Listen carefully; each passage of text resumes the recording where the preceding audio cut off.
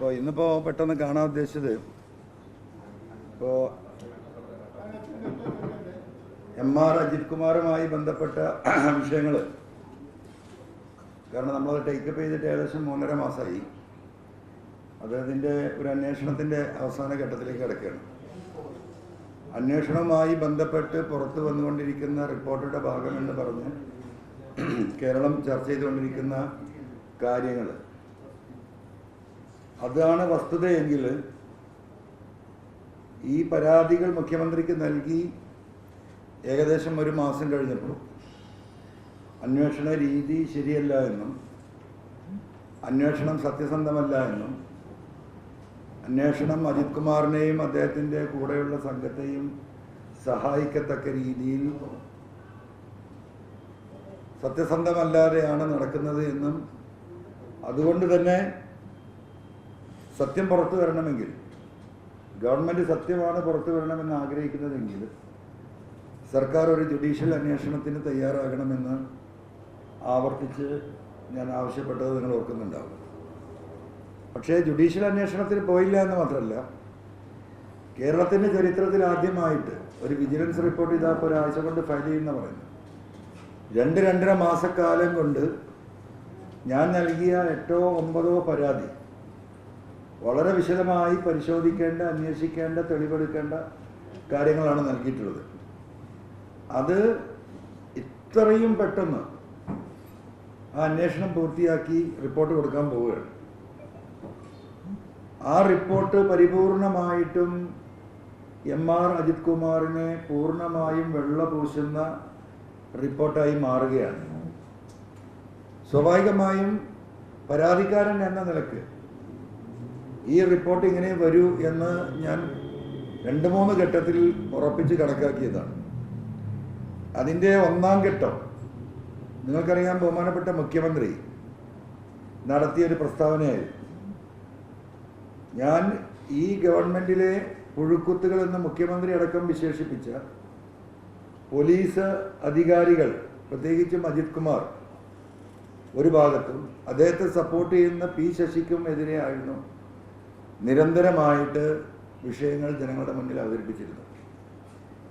അന്ന് പുഴുക്കുത്ത് എന്ന് പറഞ്ഞ മുഖ്യമന്ത്രി ഇതിൻ്റെ ഒരു അവസാനത്തെ ടേണിലേക്ക് വരുമ്പോൾ പത്രസമ്മേളനം നടത്തിക്കൊണ്ട് പാർട്ടി എന്നോട് പറഞ്ഞു, നിങ്ങളിനി സംസാരം നിർത്തണം, നിങ്ങൾ കൊടുത്ത പരാതി ഗൗരവപൂർവ്വം അന്വേഷിച്ചുകൊണ്ടിരിക്കുകയാണ്, അതുകൊണ്ട് നിങ്ങൾ പൊതു പ്രസ്താവന ഈ വിഷയവുമായി ബന്ധപ്പെട്ട് അവസാനിപ്പിക്കണമെന്ന് എന്നോട് ആവശ്യപ്പെട്ടു.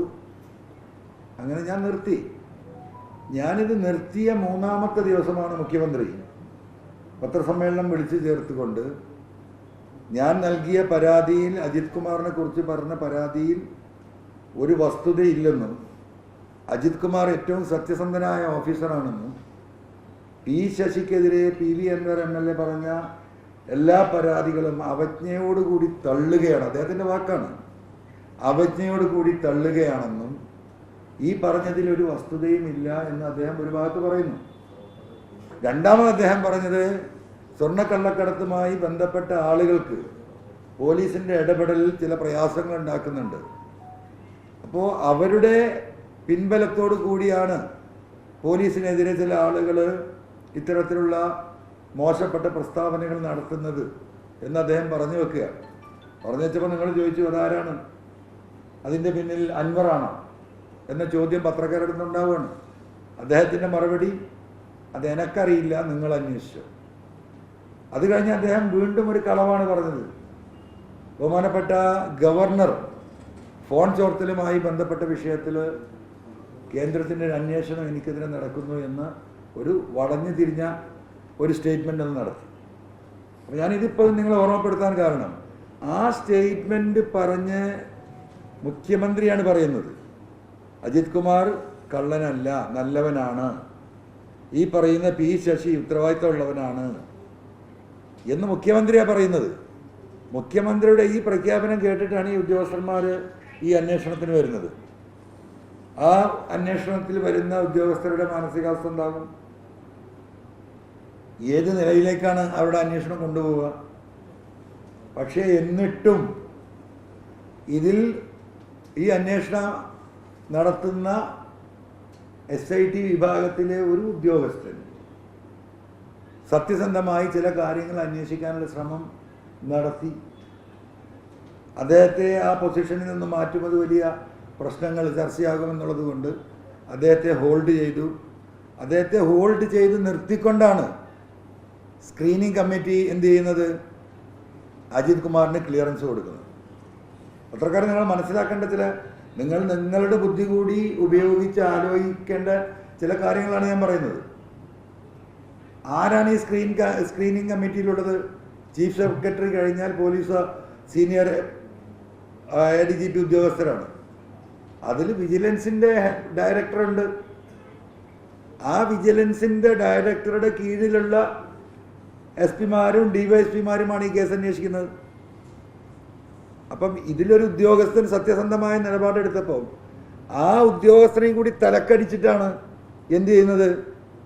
വിജിലൻസിൻ്റെ ഡയറക്ടർ ഉൾപ്പെടെയുള്ള ആളുകൾ ഈ ക്ലിയറൻസ് കൊടുക്കുന്നത്. അപ്പോൾ ഈ കേസ് ഈ പറയുന്ന കാര്യങ്ങൾ ഒന്നും തെളിയാൻ പോകുന്നില്ല. ഈ പറയുന്ന അജിത് കുമാറിനെ തൊടാൻ പിണറായി വിജയന് സാധിക്കില്ല. അജിത് കുമാറിന് എതിരെ ഒരു നടപടി സ്വീകരിച്ചാൽ അജിത് കുമാർ മുഖ്യമന്ത്രി പിണറായി വിജയനെയും കൊണ്ടേ പോകൂ. അജിത് കുമാർ ഒറ്റയ്ക്ക് വീട്ടിലേക്ക് പോകുന്ന ആരും കരുതണ്ട. അജിത് കുമാർ വീട്ടിലേക്ക് പോകുമ്പോൾ അജിത് കുമാറിന്റെ കയ്യിൽ കേരളത്തിലെ മുഖ്യമന്ത്രി ശ്രീ പിണറായി വിജയന്റെ ഒരു കൈ ഉണ്ടാവും. അവിടെയാണ് ഈ കാര്യങ്ങൾ നിൽക്കുന്നത്.